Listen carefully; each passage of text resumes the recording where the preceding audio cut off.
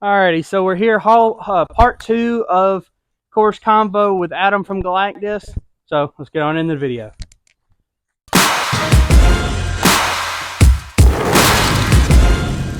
Alrighty, everybody. So today's sponsor of today's video is Tacky Sack Disc Golf. They've got some amazing designs, and the cool thing about them is they're not chalk. Like, it might look like it, but it's from the guy that told me. He said it's a special blend that he concocted, and it's not chalk. It's kind of like a clay, but it's still grippy, and it's like on my hands and everything. They've got a Son of James style one. They got a Marine Corps one. A cool looking one there, and a desert disc, like cool looking, like rainbow colored one. And honestly, just going based off feel alone, they're very, very amazing. Like, honestly, I think these are going to be better than any kind of chalk pack. I prefer the clay. I've had a couple ones before, but this special blend that the guy concocted is very, very cool. So if you have a chance to go check them out, go to tackysacks.com. That is TACKYSAKS.com, and check them out. And honestly, I promise you will not regret it, because my first reaction when he told me it wasn't chalk, I was like, these are awesome. So if you have a chance, go check them out and you won't regret it. So let's get back on in the video. Alrighty, we're here for the start of the second part of the video. Hole 10, 10th question. Adam, if you could create any kind of disc, and this could be putter, mid, driver, and if you have the numbers for it, what would it be? I think it'd be a fairway driver, probably like that, right in that 7.5, 8 speed spot. There's not many of those. There's not, and I mean, there's so many other discs out there, but just, I don't know, that matches about my like comfortable arm speed, where I can go down or up and actually like alter what the disc does. Yeah.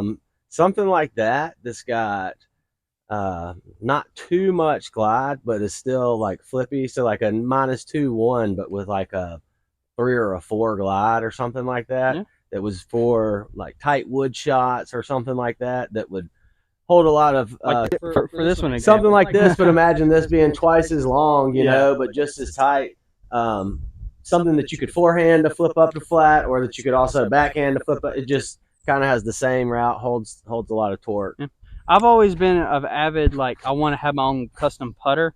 Sure. So for a lot of the putters, it's kind of hard to get an accurate number, because a lot of them there's so many out there. They're 2401, inconsistency with runs. Yeah. And so I would just like to have my own putter with my own stamp or whatever on there. So potentially could be my first run of disc in the future, but that's going to be a long way away from here. But we're here, hole 10, about 150-ish feet. I'm going to start us off with my H13 Embark, one of the newest sponsors of this year, and see if I can get it just straight down the pipe.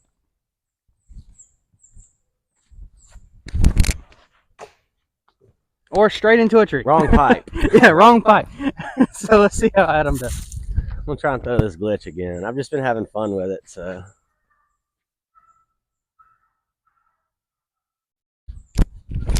Oh no, that's what I was worried about doing earlier. Alrighty, I threw it down the pipe, just the wrong pipe. So we're going to see if we can just get it up there, hopefully, and make it work. Let it go just a little early, but we'll see how Adam does.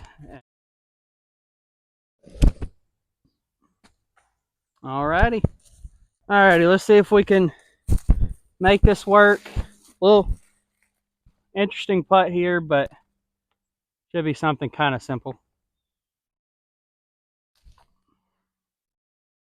Alrighty, well, a little bit too much ante on it, but Now we're going to head on into the 11th hole for the 11th question. All right, 11th hole, 11th question. Adam, if you could meet any athlete, dead or alive, who would it be? Yeah, that's actually a pretty good question. Like I said earlier when we talked about it, I'm into just like all sports. So you've got like 4 or 5 different I mean, hundreds, you know, it's just fun to be around, get a chance to play. I'd love to like just get on the. I've actually got to play around with some NBA guys before, but like to go 1v1 against like Jordan or Kobe or somebody, that'd be pretty cool. Um, yeah, I don't know. That's actually kind of a tough question. I guess when I was a kid, I was a major Cal Ripken Jr. fan. So Yeah. to kick it with him, somebody like that would be pretty cool. Mine's always Chipper Jones, being a Braves fan for as long as I have. He's the one of him and Derek Jeter were the reasons why I got into baseball. Gotcha. And so being a Chipper Jones and an Atlanta Braves fan, he's the only person I wanted to really meet. And then being a NASCAR fan, Jimmy Johnson's one that I've wanted to meet as well. So it's kind of a, but it is a tough question because to choose just one, it's kind of hard, especially when you're big sports fans and stuff like that. But Sure. Makes it work. So hole 11, 153. I'm gonna go my Get Porky Pig and just see if I can get it up there. Oh, a little slick on the tee pad there. I'm trying to just take this big highs gap right here.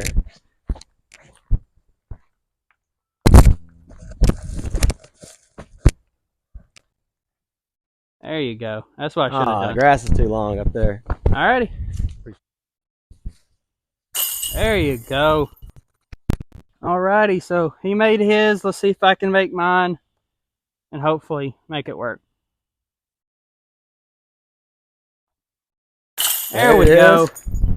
So you just need a little pressure on you. So he made his, we made mine. So let's go on to the next one. Alrighty, so 12th hole, 12th question. Adam, we're getting a little sentimental here. What is the most sentimental disc in your collection? I think that probably this one disc I have. I just dyed it the day that. Honestly, I can't remember now. It's either the day I got my first like check from Dynamic Disc for like like selling all of my discs up there, or maybe the day that like I worked out the deal with them or something. But I've got it hanging on a spot on my wall next to some of my favorite stuff. It's from that day. Second favorite is I've got some discs from when Birmingham hosted the World Games. I got to be like the PDGA liaison, person and help run a lot of that stuff. So I've got some of those discs, put back. That's pretty special to me because that's really when I went hardcore into the like business side. Mine is a signed Brody Roach, signed by both Brody and Robbie, because two of the guys that got me into the sport. Sure. Kind of feel like, and it's also one of the first putters I ever had. Obviously not that putter that I got is not signed by them, but sure. But it's kind of a fun one. The hole 12 here, about straight ahead on a little hill. Adam's going to kick us off about 200 feet, so let's go.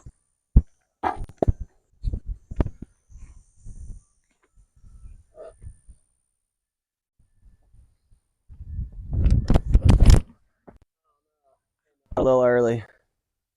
Alrighty, so throw it a little inside. Gonna go to Get Porky Pig. See if I can get it a little bit more to the right.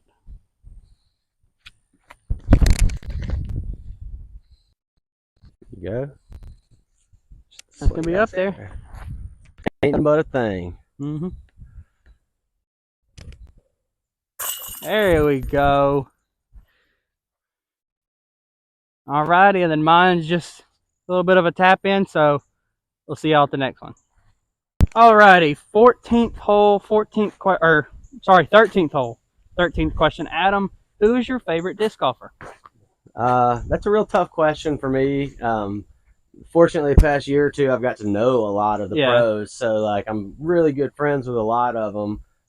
But a pro golfer that I just think is one of the greatest guys, and I really like to watch him play and support him. Aiden Scott, he's from Chattanooga, not too far from here. I think that you know, he's heading the right direction. Going to be a top tier guy here real soon. Yeah, I know you were caddy for him at Worlds I this caddy year. for him at pretty much all the events that, you know, we're at the same place. I like to hang out with him, you know, off the course too, but definitely one of my favorite guys out there right now. And if you've been watching the channel, like I kind of hinted at it last time, it's Brody Smith. He might not be the best disc golfer out there. Like, he's not out there winning tournaments every week like Gannon and Calvin and all them, but since he just means so much to my game, Sure, I'm like, I can't choose anybody else. So, but yeah, hole 13, just straight ahead on the other side of the hill. You might be able to see like the top of the basket from the camera, but it's up there. I'm going to kick us off. Going to go another disc that I'm trying out, the Discmania MD3, but it's an Innova made one, and just see if I can hopefully get it up there.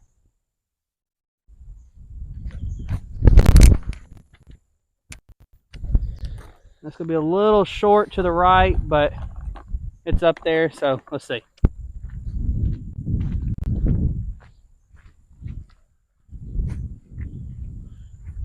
T-pad's a little bit lumpy. Yeah.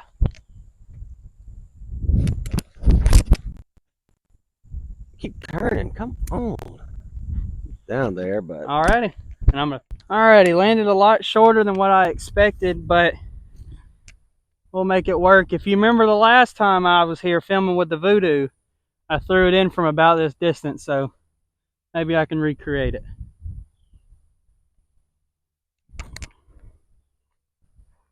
Oh, the wind lifted it, but hey, it'll work, so let's go see how Adam does.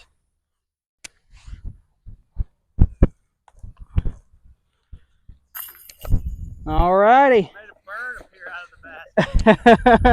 Like a magic trick. Alrighty, so we'll see y'all at the next one. 14th hole, 14th question. What kind of music do you listen to?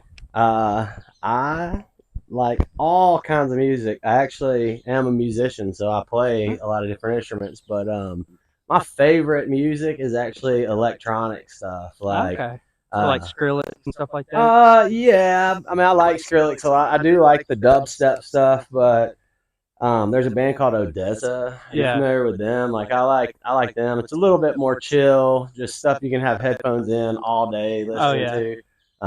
And then a lot of like psychedelic jam bands. The Flaming Lips is my favorite band. I don't know if you've ever even heard of them. No, I can say I haven't. Yeah, it's some pretty out there stuff, you know, but I really enjoy that and side. For those people that have been watching, I'm kind of basic country music, Christian music, a little bit of heavy metal rock, some rap, not too much, like Eminem and 50 Cent kind of thing are my go-tos and stuff like that. So, but hole 14, about 200 and I believe like 90-ish feet.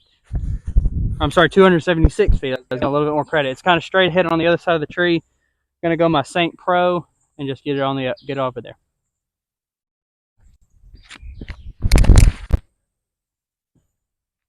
Got through. That is the line. I guess you don't have to go that wide. You don't have to go through the tree. You don't have to go. I was thinking you had to go real wide. I mean, well, you can. It will get you a better angle at it sometimes, but it's all about how stable you go. Just wish this was a forehand shot.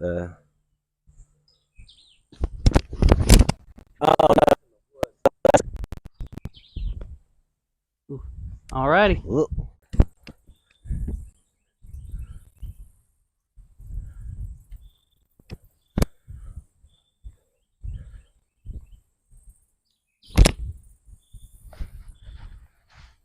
That's perfect. Alrighty, little pinched off from the woods, but honestly, from how I made it through and got this far, I'm surprised. So I'm just gonna get my zone kind of just not enough ante on it, but it's up there. So now we're gonna see how Adam does.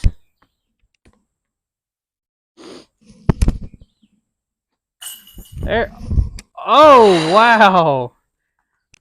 All right, let's see if we can make this one and not take a bogey.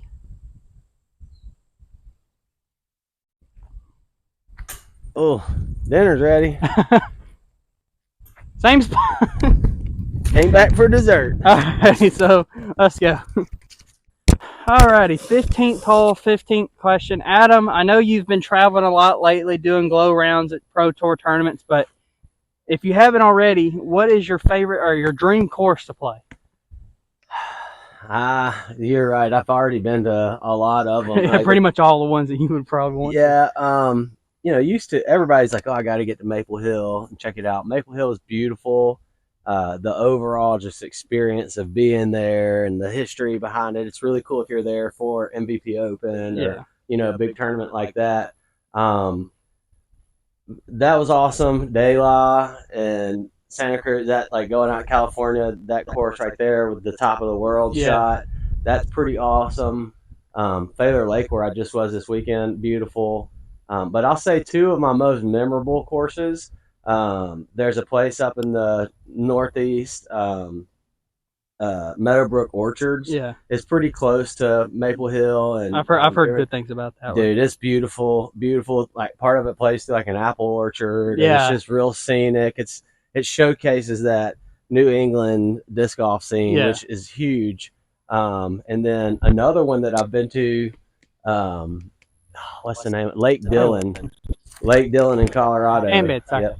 And I got to go there while the lake was still frozen over and the mountains were snow capped. And there's a hole, I think it's hole 13 though, you throw off there, and it's beautiful. So yeah, that's my favorite. My obvious one is like Maple Hill, but if I had to choose something other than Maple Hill, it'd probably be the Beast in Finland. Yeah, where they do the European Open at, because it's like you watch the course and it's like, man, it looks so like it's like there's some easy ones, there's some hard ones, but it's just like it feels like a more well-rounded course, and it's just one that I've always wanted to play. I want to go. I'd like to go to Estonia to their the course there, because that whole vibe is really European neat. disc golf. If you haven't had a chance to watch Pro Tour coverage, European disc golf is like a whole nother level compared to here in the States. But yeah, so that's like I said, those are mine. Hole 15 here, kind of straight ahead. It's about 156 feet.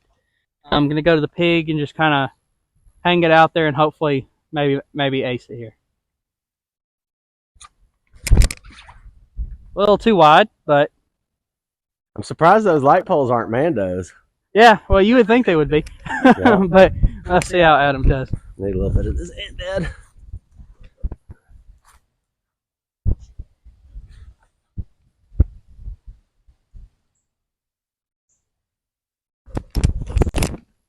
Two inside. Oh, I'd push that out a little bit more. It had a chance. Alrighty. So Adam is basically right under the basket, so he'll be tapped in for a birdie. But in this video, scores don't matter, so he might be kicking my butt on scorecard, but we're making it work. So now let's see if I can make the same good time. Alrighty. So that'd be a par. So see y'all at the next one. Alrighty, 16th hole, 16th question. Adam, as an avid disc dyer that makes a living off of it, what is your favorite style to dye a disc in? Well, for business purposes, if I'm still like right now, I'm not doing too much commission dyes. Like I still do a bit of bulk stuff for a few different groups, and like try and take care of my sponsored people. But I really used to enjoy doing stencil dyes, but it's just so time consuming and involves like a lot of, you got to be able to do just that for a little while. So I've shifted to the glue beds, and I like glue beds because it's one medium that you can do so many styles with. You get into the Floetrol and stuff, and it's more expensive, and really the only reason to use that is if you were doing the cells. And like, I'm not a major fan of cell dyes, but I've seen some, and some there was a time where they were really cool because there weren't a lot, but then it got to where that's what everybody was doing.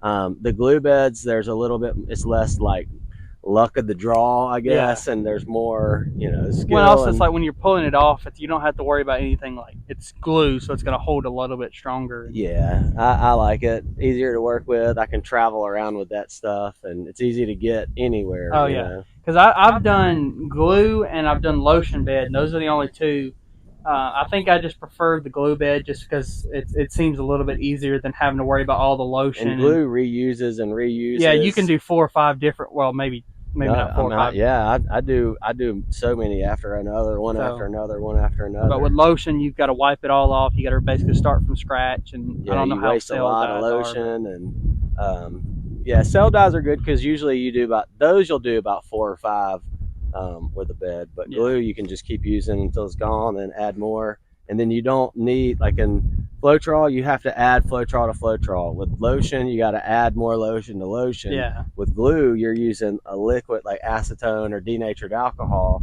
So like your pigment goes a long way, and $20 worth of alcohol will last you for a long time versus $20 of lotion won't, you know. Yeah. Alrighty, we're here, hole 16, straight ahead about 267 feet, even though it looks like it plays a lot farther than 267. Just gonna kind of try to get something out there. Hopefully, I'm gonna try this time lapse, put it on a little Annie, and just see if I can make it work.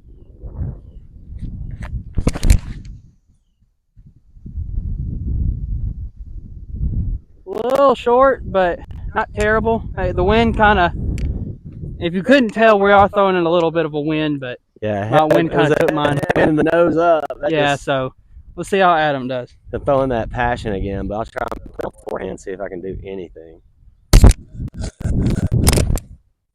I went nose up too. It's that hill tricks you into like your arm flows up. Oh yeah, so maybe about 5 feet in front of me. That's terrible. I'm throwing another one though. Alrighty, so as you can tell, we both landed a little short because we threw kind of nose up into the wind. So I'm just going to see if I can kind of get it up there and make it work. Or not. So let's see how Adam does.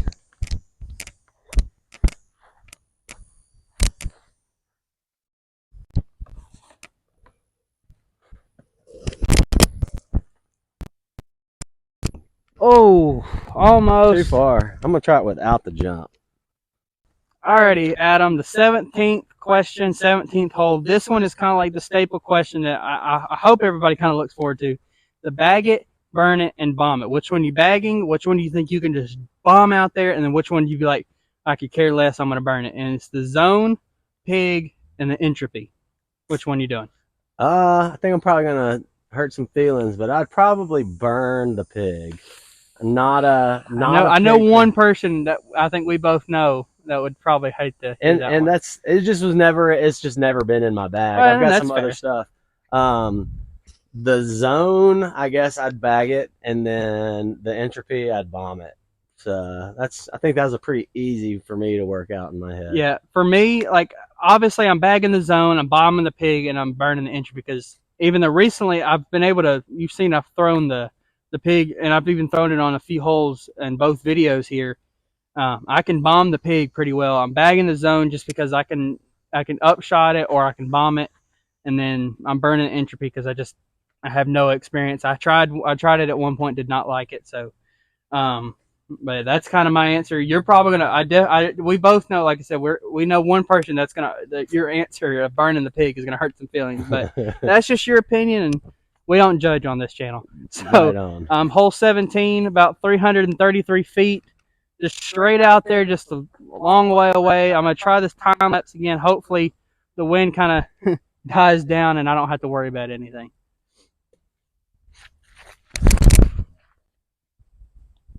It's a little much hyzer, but I gotta look at it.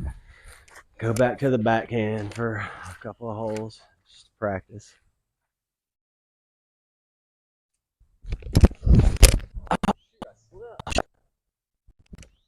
Try one more. Alrighty.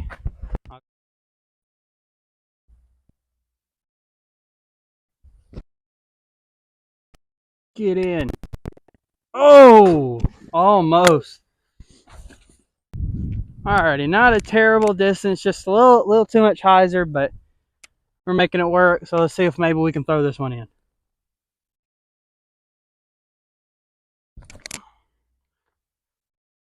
Oh, I just didn't give it the height, but we're both parked under the basket, so we'll see y'all at the final hole. Alrighty, 18th and final question, 18th hole. Adam, once again, thanks for coming on to the channel. Hopefully we'll have you back on in the future. Sure. But the 18th question is, what is somebody new to disc dying, what is something you would tell them to kind of help them get them started? It just, there's a lot to tell somebody that's new, and a lot of advice based on the type of person. A lot of people get into disc dying like me that are just kind of into everything, and they're naturally going to go real hard trying to do everything they can and master all these techniques at once. And whether you're that kind of person or you're just a little bit curious, yeah, I'd watch some videos first about it. More than that, like, all of them are doable. Nothing's like so difficult that, I'm a pretty dumb guy and I can pull it off. So find something that you like and that you think you'd enjoy making and focus on that. Like, make that style. And then once you can do that once you can die 5 discs in the amount of time it used to take you to set up to just do one, try doing some other things. But you'll save yourself a ton of money and a lot of time and space and messes by just dial in on something. And it's like, if you have a chance to maybe do like a disc dying course or something like that, because that's what I did. That's how I kind of have done that. And like, say you like to do Floetrol, well, just do Floetrol, but then sign up for a disc dying course when they're doing something else, and then that'll be a chance for you to go do it without investing, $150 to try buying the whole once. kit and all that kind of stuff. For sure. So 18th hole, final hole of the video. It's about 200 something feet out there. I'm going to start us off with the Saint Pro and then see if I can get it up there.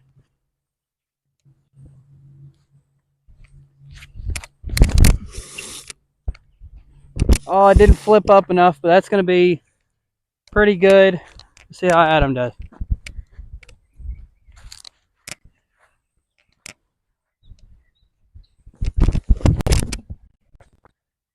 Join me.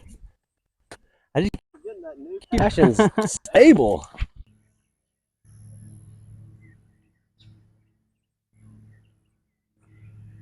Alrighty. Alrighty, so far away, very happy about the way I turned out with this one. Just gonna see if I can make the putt. A little uphill, but not terrible. Make it work. Oh, hit a chain, but I think we all had fun. So, see you on the outro. Alrighty, Adam, once again, thanks for coming on. I'm hoping you enjoyed it, and I'm hoping all of y'all at home enjoyed it. We've had a beginner on the channel, we've had a pretty seasoned pro, and then we've now had a disc dyer on the channel. So anybody that you might think that's local to Alabama, or if you want to try to get on, leave comments down below. Would like to give a shout out to my sponsor this year, Gateway. Galacdisc, obviously, long-time partner, I think for the last 2 or 3 years. Yeah. Iron City Disc, and then H13. And then, Adam, is there anybody you would want to give a shout out to? Just everybody who's supporting me right now. As you know, I also own Disc in the Dark. So I appreciate everybody in the whole community. Y'all check out JMO's videos and everything else that he's done. He's got some good stuff coming. Appreciate you and being invested in the community and giving people something to watch and, try and help out their game along the way. Like you said, hopefully, if anything, it was entertaining. Yeah. Well, it's a different point of view, because like I said, I've had a beginner, a pro, and then somebody that's little seasoned but not like over, and you're not terrible, you're not overbearing. I'm a disc golfer. So but yeah, that's like I said, hope y'all enjoyed it. And with all that being said, Adam, we'll see y'all on the course.